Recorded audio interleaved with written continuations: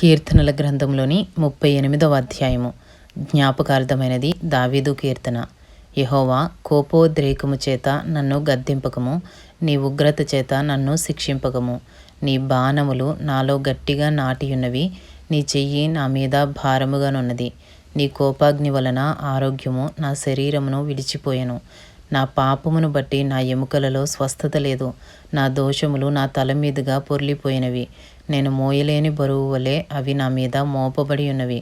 నా మూర్ఖత వలన కలిగిన నా గాయములు దుర్వాసన గలవై స్రవించుచున్నవి. నేను శ్రమ చేత మిక్కిలి కృంగియున్నాను. దినమెల్లా దుఃఖాక్రాంతుడనై సంచరించుచున్నాను. నా నడుము తాపముతో నిండియున్నది. నా శరీరంలో ఆరోగ్యము లేదు. నేను సొమ్మసిల్లి బహుగా నలిగియున్నాను.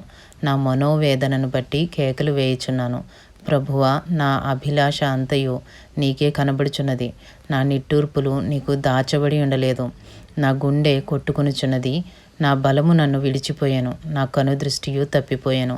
నా స్నేహితులను, నా చెలికాండ్రును నా తెగులు చూచి ఎడముగా నిలుచుచున్నారు. నా బంధువులు దూరముగా నిలుచుచున్నారు. నా ప్రాణము తీయజూచువారు ఉరులు ఒడ్డుచున్నారు. నాకు కీడు చేయచూచువారు హానికరమైన మాటలు పలుకుచు దినమెల్లా కపటోపాయములు పన్నుచున్నారు. చెవిటివాడనైనట్టు నేను వినకయున్నాను.